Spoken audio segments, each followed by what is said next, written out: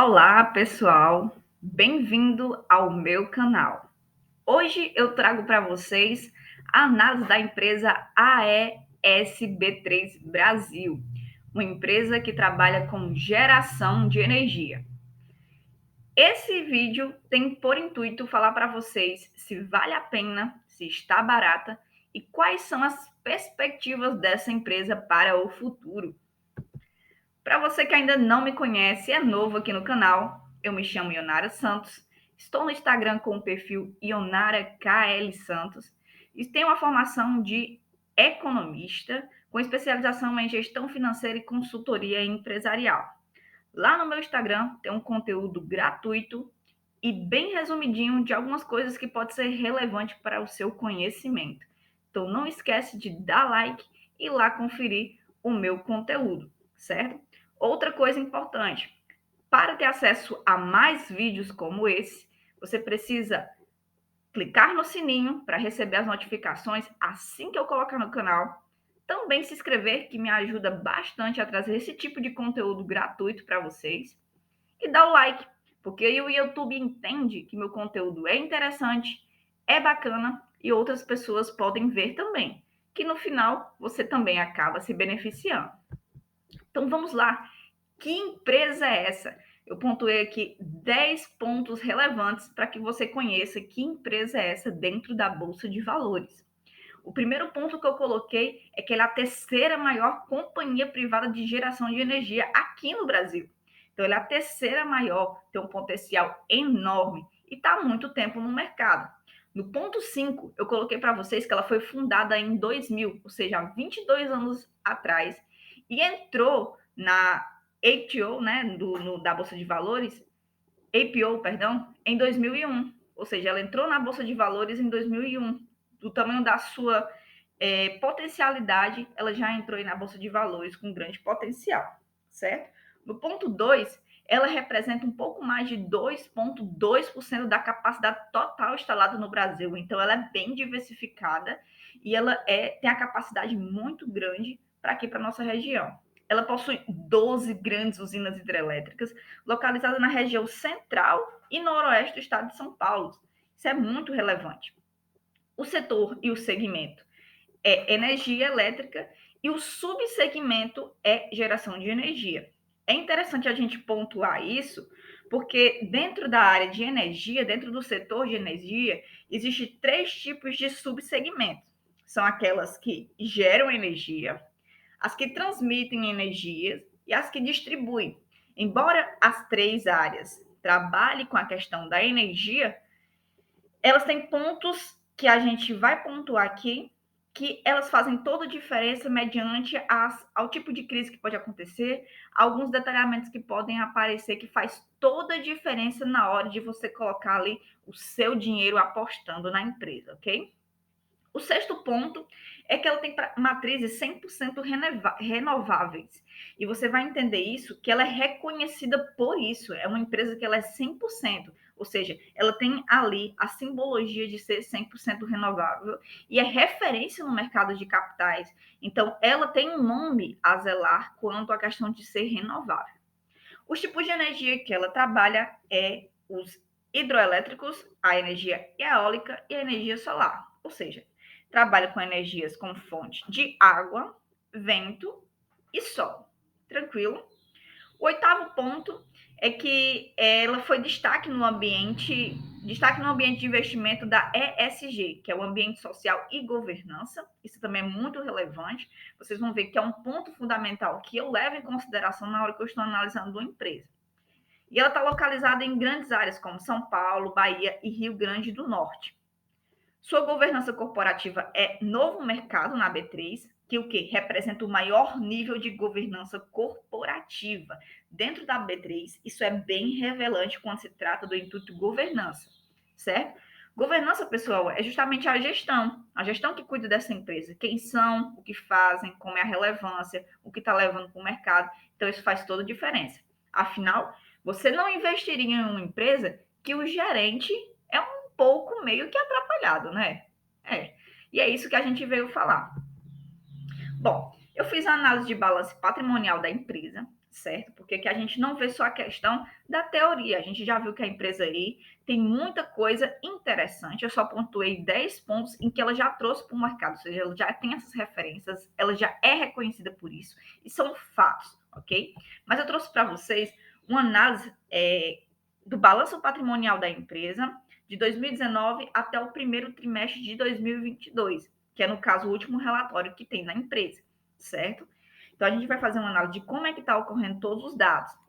Eu estava lendo recentemente o livro do Benjamin Graham e ele falava o quê? Que não adianta você só conhecer que a empresa é bonita ou que trabalha com isso ou ser consumidora dela. Você precisa ver o balanço, você precisa ver os números para ver se a empresa tem lucro, para ver se a empresa tem perspectiva, se ela tem condições de se manter mediante a sua grandiosidade. Então é isso que a gente veio falar aqui. Então eu pontuei aqui para ficar mais fácil também, para que você possa saber do que eu estou falando, certo? Quando a gente está falando de liquidez, isso significa o tanto de dinheiro oscilante aquela empresa tem para circular, a facilidade que tem para circular. Quando a gente fala de liquidez geral, que é esse que a gente marcou aqui com a cor rosa, né? Em 2019, 2020, 2021 e no primeiro trimestre de 2022. Isso significa a capacidade de pagamento em curto e médio prazo que aquela empresa tem. No caso, você pode ver que em 2019, 2020 e 2021, que é referente ao ano inteiro, ela foi bem pequena. Mas quando a gente vai olhar aqui na questão do primeiro trimestre de 2022, já no primeiro trimestre, ela praticamente está no mesmo tamanho aqui, né? Da medição do ano inteiro das demais, né? Passando ainda um pouco aqui. Então, isso significa dizer que a gente tem aí uma grande vantagem disso alavancar cada vez mais. Isso é interessante, a capacidade da empresa pagar, já no primeiro trimestre ela está entregando o que os 3 anos anteriores ofereceu, então a gente aí tem boas perspectivas para o futuro. Liquidez diária, perdão aqui pelo erro aqui ortográfico, liquidez corrente significa o quê? A capacidade de pagamento no dia a dia, o quanto que a empresa está pagando no dia a dia. E aí, ela vai justificar por que a liquidez geral está tão aumentada no primeiro trimestre. Olha só os volumes que houveram crescentes de 2019 até cá. Então, 2019 a gente está quase batendo aqui com 2020, né? 2021 teve uma alavancada, e já no primeiro trimestre de 2022 ela dá aí essa dobrada comparada a 2021. Então, isso aqui do dia a dia, o que está acontecendo no dia a dia, justifica muito o porquê que no primeiro trimestre de 2022 a liquidez geral está aí quase superando, aliás, já superou os 3 anos anteriores. Então, isso é um ponto relevante, na minha opinião, está muito bem e eu espero que continue crescendo, certo? Para melhor benefício da empresa. Trouxe mais um gráfico aqui para vocês da questão do endividamento da empresa. Alguns analistas vão falar que é um problema dessa empresa de energia estar em um endividamento. Mas eu venho justificar para vocês que essa empresa, eu achei um ponto interessante, né? Em 2019, 2020, 2021, ela teve uma queda que a gente começa a perceber aqui que está acontecendo meio que uma forma decrescente, né? Há uma queda aqui, mas o que preocupa a maioria dos analistas é referente ao primeiro trimestre de 2022, que está superando aí o ano, quase chegando no ano de 2021. Então, enquanto ela está com capacidade de liquidez ali enorme, o endividamento dela também está exagerado. Aí você pergunta, qual será o motivo do endividamento dessa empresa? É isso que você tem que questionar quando você está trabalhando com a análise da empresa. E aí, folheando os relatórios, você consegue perceber que a empresa está fazendo dívidas para o futuro. Para que você possa alavancar o seu investimento, para que você possa enriquecer cada vez mais, você precisa gastar para que você depois pague o que você gastou e obtenha lucro, certo? Afinal, o senhorzinho ou a dona de um mercantil pequeno aí na sua cidade, no seu bairro, ele não pode deixar o estocamento vazio, ele precisa comprar a mercadoria, deixar nas prateleiras para que os clientes possam comprar e ele obter o lucro. Mas antes, ele já pagou aquele produto. Então, é sobre isso, endividamento. Quando você vai olhar sobre a AS Brasil está trabalhando com o quê? ela está fazendo dívida, comprando equipamentos, isso está lá no balanço patrimonial da empresa. Eu resumi para vocês aqui 85 páginas de um relatório para trazer para vocês a justificativa desse endividamento, né? Então, a empresa está gastando com maquinária, ela fez uma negociação recente com duas grandes empresas, então ela precisa ter estrutura, ela precisa gerar emprego, ela precisa de locomoção, ela precisa comprar muita mercadoria para poder dar de conta do volume que ela precisa prestar para os seus clientes. Afinal, ela está fazendo contratos com grandes nomes. Então, ela precisa entregar o conteúdo dela para que ela obtenha ali lucro. Então, para mim, esse endividamento é interessante porque ela está investindo em si mesma. Esse endividamento também vai justificar uma coisa que a gente vai ver lá na frente. Uma coisa que a maioria dos investidores iniciantes gosta bastante, que é a questão do dividend yield, que é o quê? Quando a empresa ela separa um percentual para dar lucro para aquele cotista, para aquele acionista da ação.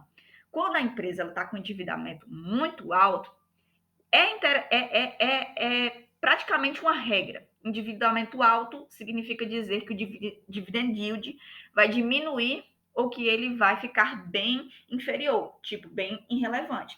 E aí, para mim, é uma justificativa do porquê que o dividend yield da empresa ele diminuiu. Empresas de crescimento, empresas que estão com propostas de crescimento, que elas não estão solidificadas, elas tendem a pagar dividend yield menor, porque elas vão investir em si mesmas. Então, o interesse dela não é pagar o cotista, mas sim investir para aumentar aquele volume. Essa empresa, apesar dos anos que a gente já viu, 22 anos no mercado, ela está se reinventando. E você vai já entender por que ela está se reinventando. Então, ela está se reinventando, se adequando às novas tecnologias no mercado, se adequando às novas crises que existem, para poder, lá na frente, no futuro, ela se sobressair e diminuir sua margem aí de crise, de problemas, certo? Então, para mim, esse endividamento é justificável porque está investindo em si mesmo, certo? Quando a gente chega aqui na margem líquida, rentabilidade, relatividade do ativo, do PL, a gente está falando sobre lucro, né? E aí a gente não tem os dados aqui referente às rentabilidades do ativo e do PL no primeiro trimestre, porque não é relevante ainda ter esse dado em apenas um trimestre. Mas a gente vai medir aqui a questão da margem líquida, da rentabilidade do ativo e da rentabilidade do PL. É notório que esse gráfico ele está mostrando para a gente o quê? Esse gráfico está mostrando para a gente que ele está tipo uma montanha, né? É uma empresa que estava crescendo ali em 2020 e aí teve uma enorme queda aí em 2021 e por enquanto está apresentando aí um primeiro trimestre um pouco inferior comparado aos outros gráficos que a gente viu. Mas vamos lá. O que foi que aconteceu em 2020? 2020 a gente teve aí uma pandemia, né? Uma pandemia. A gente também teve de 2020 para cá, a gente já teve vários problemas com questão de energia, questão de crise hidrelétrica. Então, tudo isso afeta a empresa de geração de energia. Lembra no começo, quando eu falei para vocês que se dividia em três subsetores, o setor de energia? Os mais afetados com a crise hidrelétrica são as empresas de geração de energia e de distribuição. Elas são afetadas muito. Você percebeu aí que a sua energia está alta? Pronto, isso é referente à crise de energia que a gente está tendo, a crise hidrelétrica. Então, isso foi uma pancada enorme para a empresa. Além de ter o problema com pandemia, que atingiu todo mundo, eles estão com a crise hidrelétrica e eles também estão sofrendo com a questão da inflação, que está totalmente descontrolada aqui no nosso país, né? Então, isso aí justifica o porquê que a margem líquida, a rentabilidade da empresa, a rentabilidade do PL, está aí nessa figura de voltando a 2019. É praticamente o sucesso que teve em 2020, praticamente foi esquecido e a empresa segue os patamares aí um pouco mais inferiores nessa etapa de 2022, certo? Quando a gente fala sobre margem líquida, só para esclarecer para vocês que essas partes que estão rosa, a gente está falando sobre o ganho em relação à receita da empresa, ou seja, todo o ganho que a empresa recebe.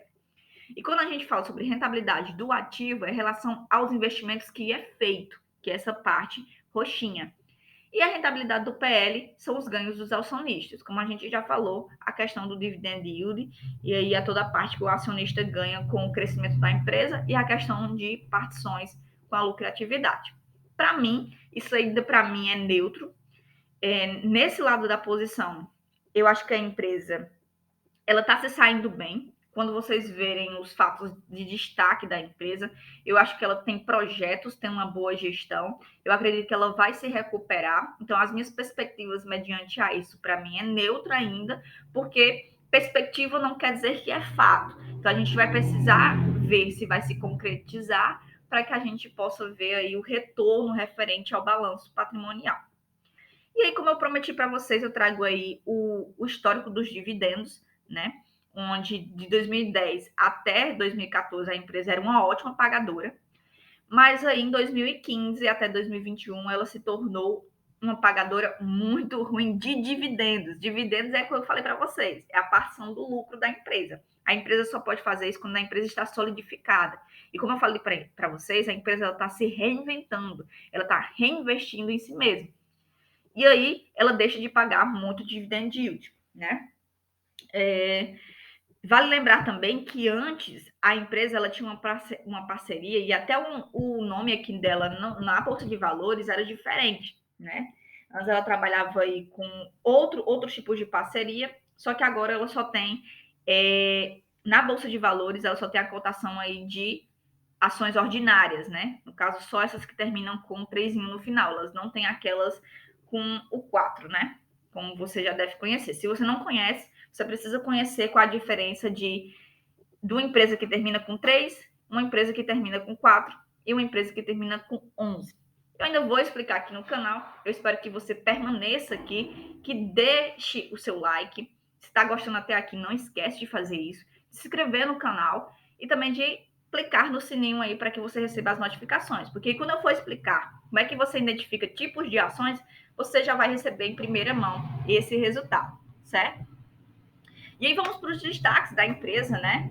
Isso aí são todas como eu falei para vocês, a empresa está trabalhando com novas parcerias, novos destaques. E aí eu trago para vocês algumas coisas que eu achei bem relevante, né?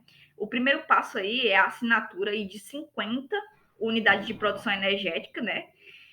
Que é igual à energia produzida pela operação contínua de 1 MHz de capacidade durante um período de tempo, em PPAS, que isso significa dizer que ela está fazendo assinatura com empresas que estão ali no papel ainda, né? Mas são propostas de longo prazo nas hídricas, né? Então está com uma proposta de assinatura de aumento aí dos megahertz a longo prazo nas empresas hídricas. O segundo ponto é o início do comissionamento dos aerogeradores em Tucano. Tucano é uma empresa em que eles estão aí fortemente fazendo uma parceria, um contrato para aumentar aí com essa questão de comissionamento dos aerogeradores. E o terceiro ponto é a estrutura de capital. Eles fizeram recentemente um aporte de 360 milhões em um acordo de investimento, isso com uma parceria enorme do Banco Itaú, e está com uma capacitação de 1,1 bilhão no mercado. Foi a primeira emissão de debêntures. Se você não sabe o que é debêntures, aguarde o meu vídeo sobre debêntures para que você possa entender qual é a diferença, o que é que essa empresa fez e como você poderia ter participado aí dessa captação da empresa de investimento. E aí eu trago uma coisa que eu retirei dos relatórios para vocês, uma forma de simplificação. Isso aqui já são projeções, né, que a empresa está fechando nesse ano de 2022. A gente viu que 2019 até 2021 a empresa só está crescendo com a questão de clientela.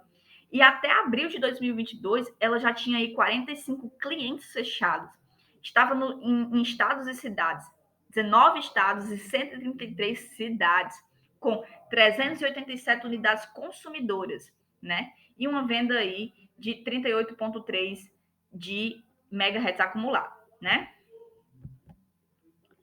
Isso envolve aí a questão da clientela. Na parte de crescimento, o que, é que a empresa está fazendo? Aerogeradores já em comissionamento em Tucano. Tucano é aquela empresa que a gente falou lá no destaque que ele está fechando negociação. Então, eles já estão com 69% do projeto quase concluído, né? E aí ele vem com montagem de 14 aerogeradores, gestão ativa com fornecedores de equipamentos, previsão de entrada até o segundo semestre de 2022, né? Então, a gente já está aí com quase a conclusão, né, desse projeto. Esse projeto ainda é para esse ano, é para ser entregue no segundo semestre de 2022. Então, um projeto que está em andamento, que a gente não vê o resultado, mas que já está 69% concluído e já é sinônimo de resultado positivo. Então, a empresa está aí no mercado, está com um projeto para ser entregue em 2022, né? E aí você tem a oportunidade de pegar aí essa oportunidade de crescimento junto com a empresa, investindo nas cotas da empresa, né?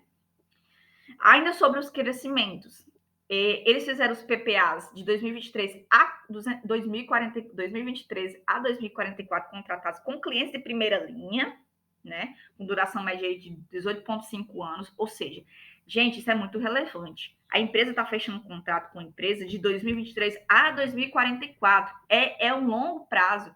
É relevante isso aí. Você vai ter um fechamento com a empresa certinha até 2044. Nós estamos em 2022. Então, essa empresa tem grande capacidade aí na questão do seu longo prazo. São mais de 400 pessoas envolvidas atualmente na construção, geração de emprego, 13% do trabalho civil executado, 5% dos trabalhos de subestação na Caju e conexão de subestação a Sul 3. Expectativa para o início da montagem aí no segundo semestre de 2022. Olha só que relevância. A empresa aí está mostrando para você os investimentos, aonde está o endividamento da empresa, nesses contratos aqui que ela está prometendo fechar até 2044. O endividamento da empresa está num contrato desse que está com 69% concluído e que precisa terminar a finalização até o segundo semestre. Então, isso para mim justifica o endividamento da empresa porque está promovendo aí crescimento. E aí eu trago para vocês o quê? O que é que eles estão... Eu disse que a empresa estava se renovando. Também falei para vocês que a gente tinha passado por várias situações em que afeta a empresa, como, por exemplo, a crise hidrelétrica. A empresa, ela tinha aí 72% tudo na hídrica. Então, ela teve um impacto enorme com essa crise. A capacidade atual dela agora está 57%. E ela está querendo fazer com que a empresa chegue apenas a 44%. Mas, enquanto isso, ela está aumentando constantemente o seu portfólio na eólica e na energia solar. Por que a empresa está modificando o seu maior portfólio e dividindo aí, diversificando os seus tipos de energia, focando mais na parte eólica? As empresas que elas estão fechando têm interesse mais na eólica devido ao custo-benefício. Então, as empresas preferem contratar esse tipo de serviço, no qual vale detalhar que no nosso país, Brasil, a gente tem muito recurso para manter energia eólica e solar à vontade. Então, a empresa ela está aproveitando os recursos naturais, ela está fechando o contrato com empresas que estão satisfeitas, né? E ela está trocando, diversificando seus tipos de energia por tipos de energia em que não vai afetar lá na frente. Novamente, se acontecer de ter alguma crise hidrelétrica novamente ou coisa parecida, ela não vai ser mais afetada por essa questão de falta de chuva, por exemplo, né? Por quê? Porque a fonte dela ali vai estar diversificada mais entre a energia eólica e solar, com seus 44% mais 11%. Tranquilo? E apenas 44% vai estar aí na hídrica. E aí eu trago para vocês também a questão dos crescimentos que está havendo nos 3 tipos de energia, né? Você percebe que no primeiro trimestre de 2021, comparado ao primeiro trimestre de 2022, há um aumento na hídrica de 5%, na eólica de 1% e na solar de 10%. Apesar de eles estarem modificando mais para a eólica, é interessante saber que a energia solar está entregando aí mais do que as duas juntas, né? Então, eles estão mudando o portfólio, tá dando certo por conta da diversificação e, em contrapartida, a Solar está entregando aí um grande resultado dobrado 2 vezes a hídrica, né? E eu também trouxe um destaque para vocês na área de financiamento, que eu trouxe aí um comparativo referente aos indicadores financeiros, né? Essa receita líquida dela em 2022, ela está aumentada devido ao que a gente já falou do crescimento, foi uma variação de 21,6%. Compra de energia também teve um aumento em 2022, no primeiro trimestre de 2022, mas isso significa endividamento que impacta o lucro da empresa e a despesa dela também. Ou seja, aumenta o endividamento e diminui a margem ali de lucro, que é o que a gente já falou sobre rentabilidade lá, imagem lucrativa. Tá vendo como uma coisa se encaixa com a outra? Você começa a perceber aí as justificativas do porquê que a empresa está aí no vermelho quanto ao endividamento e por que ela não está pagando dividend yield e por que ainda não tem também retorno financeiro, porque ela está investindo aí em projeções futuras. O custo de operações de despesa também vai estar aumentado devido a isso, 131%. A gente percebe que o EBITDA do primeiro trimestre de 2021 foi melhor do que o primeiro trimestre de 2022, mas também não fica muito atrás, a variação só foi de 13,9%, mas tudo isso é justificado pelo que a gente já falou, certo? E aí a composição acionária, nem todo mundo fala sobre isso, mas eu trouxe aqui para vocês, é que tem a mão do governo, sim, em uma parte dessa empresa, mas é bem relevante. A gente tem a participação aí de 8,4% nessa segunda etapa aqui, e a questão da Eletrobras, de 6,13%. Né? Mas a gente ainda percebe que o controlador é a maior parte, com 46,71%, e também a camada de outras, que não tem nada a ver com o governo, de 39,12%. Por que esse meio? Porque tem muita gente que não gosta de empresa estatal, porque tem a mão do governo ali no meio e fica oscilando ali, independente do resultado do quanto a empresa é boa, mas sim por conta de política. Nesse caso, não se aplica. Então, não precisa ficar preocupado aí com essa questão, né? Preço versus valor, eu trouxe aqui para vocês uma tabela que eu criei, no qual eu me baseei pelo um cálculo que existe do Graham, né? Onde ele coloca ali quanto vale aquela empresa por mercado através de um cálculo simples. Simplesmente o cálculo é feito com a raiz quadrada de 22,5 vezes o LPA da empresa versus o VPA da empresa. Isso você consegue nos relatórios, você consegue adquirir isso aí dentro de casas de análise, de sites em que falei sobre a empresa. Né? Esse valor de 22,5 ele corresponde a um índice que o Graham calculou com base em análises próprias do economista. Então, segundo ele, o preço de uma ação nunca deve ser 15 vezes maior do que o lucro gerado nos últimos 3 anos. Então, o cálculo é feito sobre isso. Então, quanto melhor o LPA e o VPA da empresa, maior vai ser o valor dela para o mercado. Né? No caso aqui, qual foi o cálculo que eu fiz?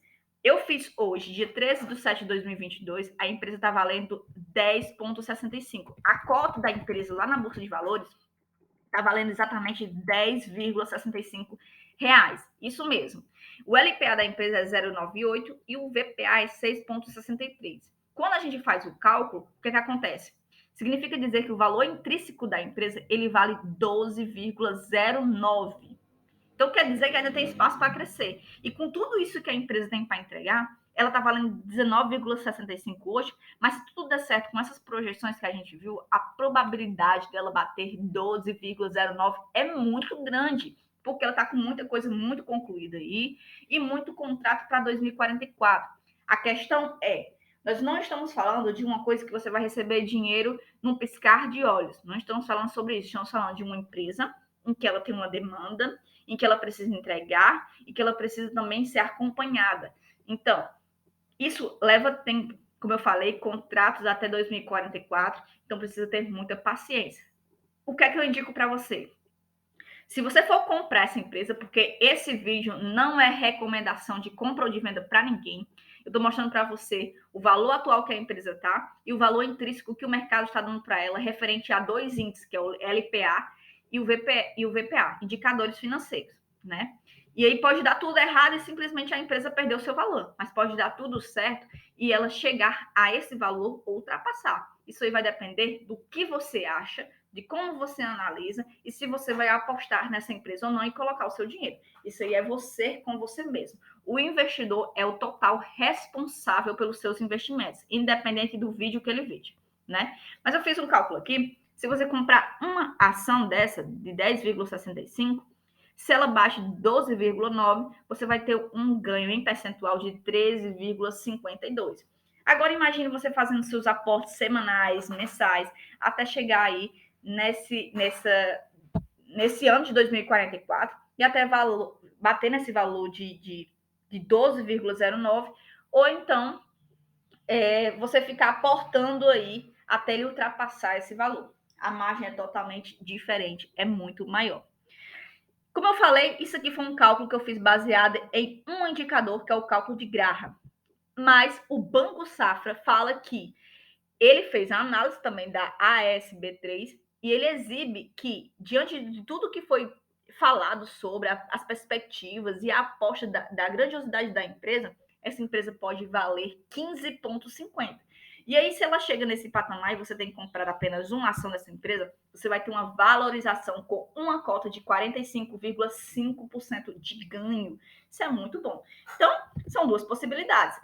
Você pode ganhar aí com 13,52, você pode bater com 45,50, você pode ultrapassar isso, pode ter perca também. Isso daí é um risco que todo investidor ele sofre, ok? E aí a conclusão para fechar, de tudo isso que a gente já falou, eu dou um ponto positivo para a governança. Como eu falei para vocês aí, a governança é um novo mercado, a gestão muito boa, muito tempo no mercado, né? Uma empresa que um ano depois ali da sua fundação já estava com o IPO aberto, né, na Bolsa de Valores. Então é muito interessante para mim. Eu vejo muita iniciativa, muito adequação, tem uma visão interessante, porque já viu que a crise hidrelétrica prejudicou muito eles, mas eles já estão se reinventando. A lucratividade, eu também vejo como positiva, né? Apesar aí, do endividamento da empresa, eu vejo que o retorno vai ser grande, né? Porque a partir do momento em que eles concluem o fechamento de mercado, já começa a promover ali lucratividade e ainda está mantendo lucratividade, embora baixo, é um ponto positivo. Questão de crescimento nem precisa falar, né? Coloquei vários pontos aí que identificam o crescimento da empresa. O endividamento eu deixei ali parcialmente, porque a gente já sabe o porquê dos endividamentos. Então, para mim, é um endividamento que não é em vão, não é gasto com coisas aleatórias, mas coisas para investir na empresa. Então, eu acho bem relevante.